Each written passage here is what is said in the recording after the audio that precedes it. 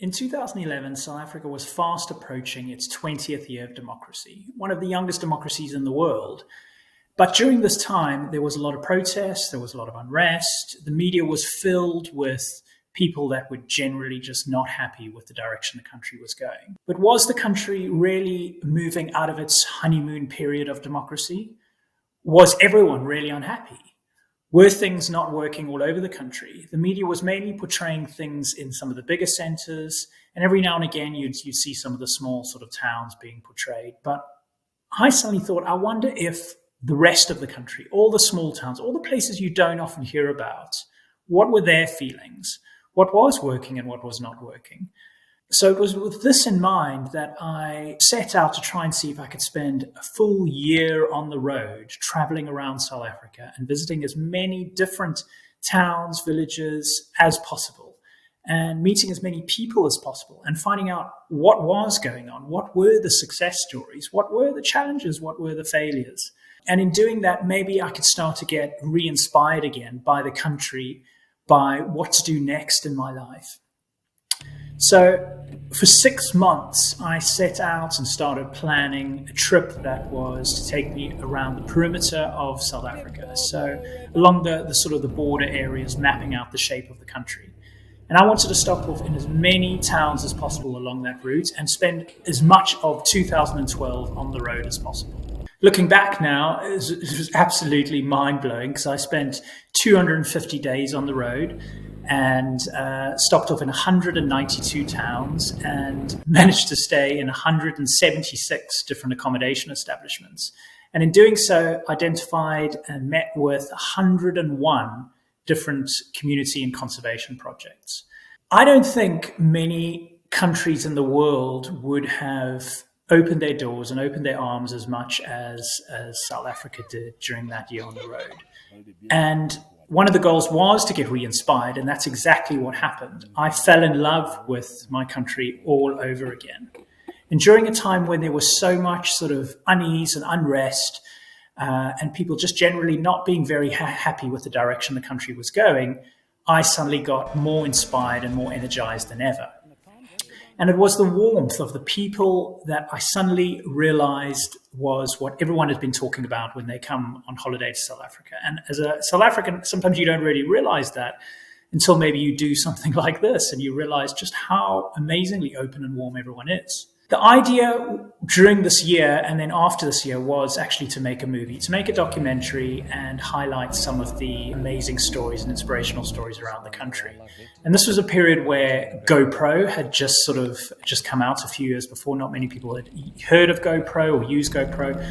And I couldn't afford much other than a couple of GoPros. And so I got a couple of GoPros and hit the road and started filming.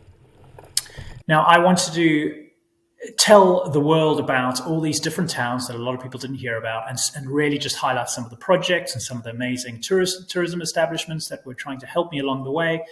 And I didn't fully fulfill those promises to everyone in order to publicize them as much as possible. I didn't get the funding I needed to make the documentary, and really felt disappointed that I'd fallen short on some of the things I wanted to deliver. So I've spent the next 10 years promoting all of these projects and all of these tourism establishments that had helped me along that road as much as possible. And I'm going to continue to do that as much as I can. But now looking back to where it all began, I've suddenly taken stock again about that journey that I took.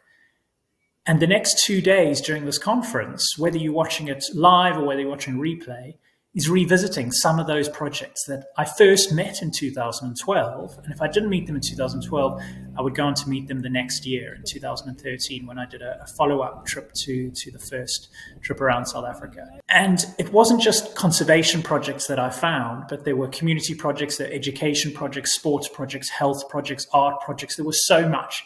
But it was the conservation projects that really captured my heart because that was where my main interest was. Now, I knew I would find a lot of wildlife out there. Everyone knows South Africa is just teeming with so much wildlife.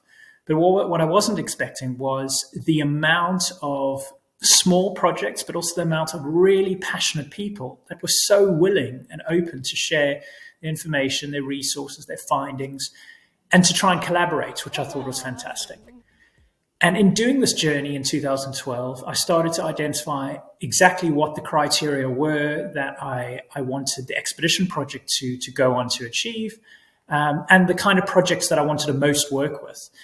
And those criteria were things like community, collaboration, transparency, sustainable, ethical. And those were really important to me because this was a time, remember, where volunteer tourism had been doing really well and then started to get a really bad reputation. And a lot of conservation projects in doing so started to get a bad reputation. So I really wanted to be very specific about who I worked with. So some of the projects you're going to meet over the course of the next 2 days are going to be some of those projects that I most value.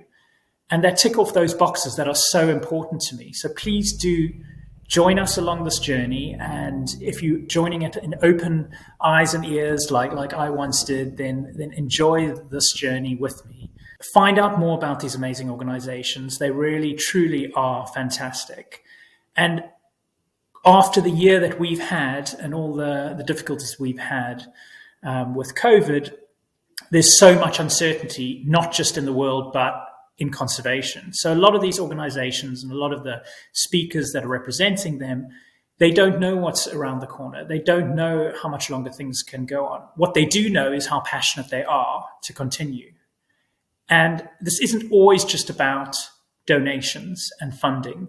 It's about people all over the world that share that passion and that are able to help them in any way that they can, be it promotions, be it social media, be it sharing those success stories, but also the challenges that need help. And I really, truly think the next 20, 30 years of the world is so crucial.